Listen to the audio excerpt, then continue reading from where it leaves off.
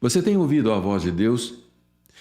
Pessoas procuram ouvir a voz de Deus de maneira audível, como se estivesse conversando com alguém. Dificilmente você vai conseguir ouvir. Na verdade, Deus fala no seu coração, que não é o músculo, né? Mas a sua mente subconsciente. Ele fala através do silêncio, através de sentir essa comunicação. Nós sabemos que nós nos comunicamos de várias maneiras. Nos comunicamos verbalmente, nos comunicamos através de gestos, expressões. A nossa comunicação acontece mesmo que você não faça nenhum gesto e nenhuma palavra seja dita. Apenas pela sua expressão facial. Quando você está chateado, está nervoso ou com raiva, e você chega num ambiente, a energia que você carrega, ela comunica com as pessoas. As pessoas percebem o clima pesado que você acabou de trazer. Mas a nossa comunicação, por ela ser verbal ou não verbal, é da mesma forma com Deus. Deus já conversou verbalmente com vários homens da Bíblia e ele fala até nos dias de hoje, mas geralmente não é assim que ele age. Geralmente ele age no silêncio depois de uma oração. Uma oração precisa ser precedida por uma leitura da palavra de Deus. Quando você lê e usa daquelas palavras que estão escritas ali na sua oração, ela começa a ter mais poder, legalidade. Quando você, ao ler a palavra de Deus, uma promessa que está escrito lá, e você, ao dialogar com o seu Deus, você menciona, Senhor, está escrito. Isso tem muito poder, porque Deus, ele tem compromisso com a sua palavra.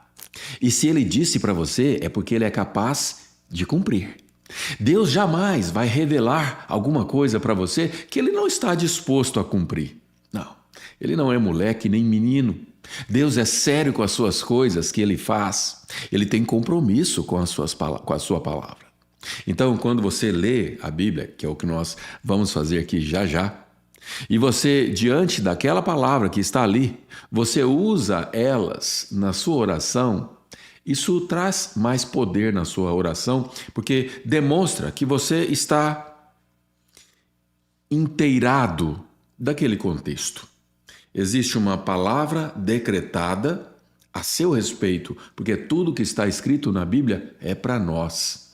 Foi escrito há muitos anos atrás, num contexto que você não existia nem sombra da sua existência, mas a palavra de Deus, ela é o verbo que se fez carne e habitou entre nós, e esse verbo é vivo. E se a palavra de Deus é viva, porque ela é Jesus, Jesus vive. Você crê nisso?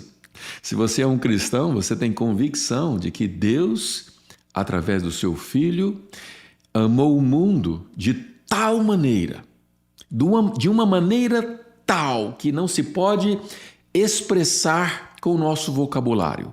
Tal é a maneira que Deus nos amou, que deu o seu único Filho com um propósito, para que todo aquele que nele crê. Você crê em Deus? Você crê que Ele mandou o seu Filho?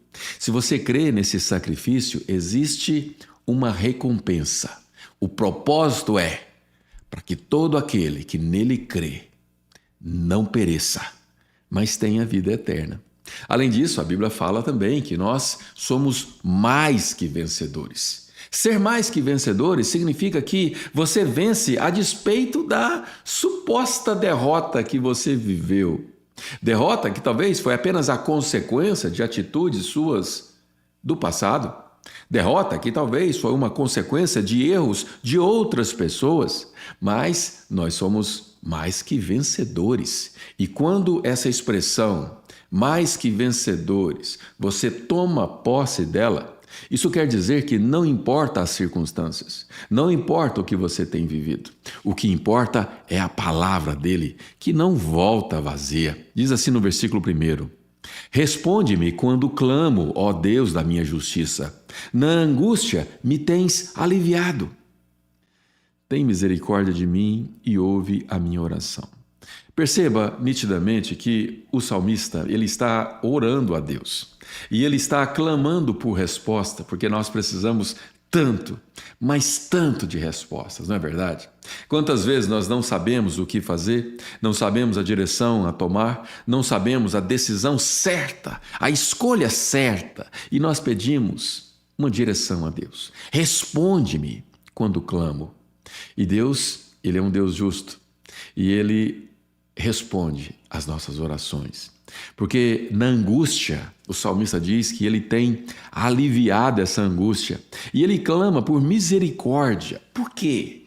Porque nós não merecemos o favor de Deus para nós. O Deus Todo-Poderoso, o Senhor dos Senhores, o Rei dos Reis, poderia ter alguma coisa mais importante para fazer do que responder à oração de alguém tão pequeno quanto eu e você. Mas é pela graça, ou seja, pelo favor, e pela misericórdia, que é o favor que nós não merecemos, que Ele ouve. E Ele não só ouve, mas como eu sempre tenho dito, Ele está interessado em se relacionar conosco, e para se relacionar é preciso comunicar.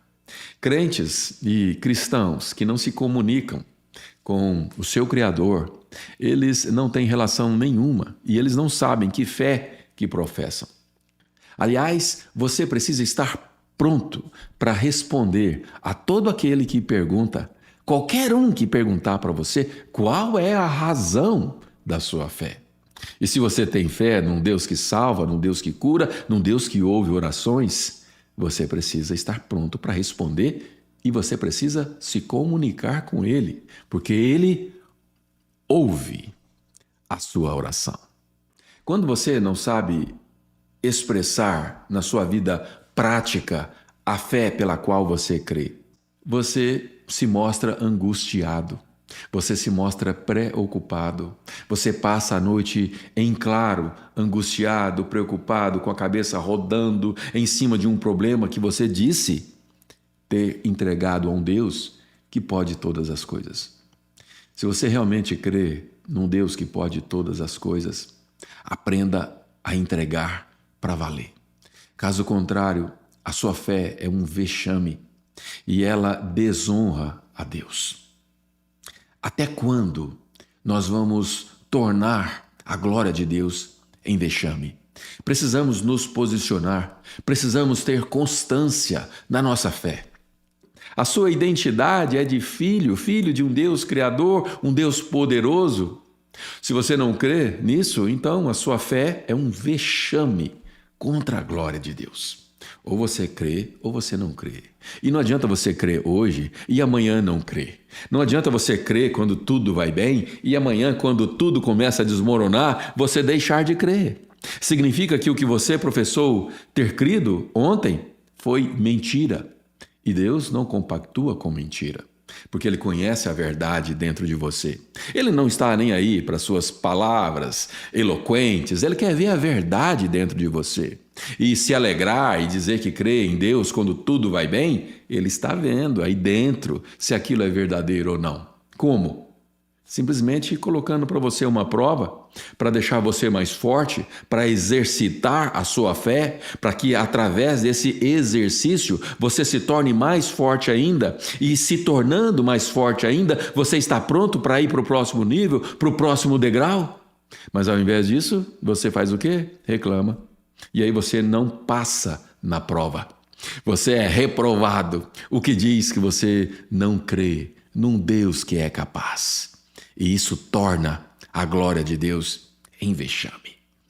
Mas nós devemos sossegar o coração. Por quê? Quem é que sossega o coração no momento da ira? Os piedosos. No momento que você se irar, lembre-se que você precisa dessa palavrinha aqui, ó, misericórdia. E aí, quando você tem misericórdia, você é uma pessoa piedosa. E uma pessoa piedosa, ela pode se irar.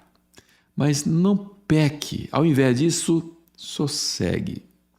Consultar aí no travesseiro significa o seguinte: antes de dormir, coloque paz e amor no seu coração e sossega. Você vai perceber que no dia seguinte, aqueles problemas que você estava tão angustiado, eles não eram tão grandes assim.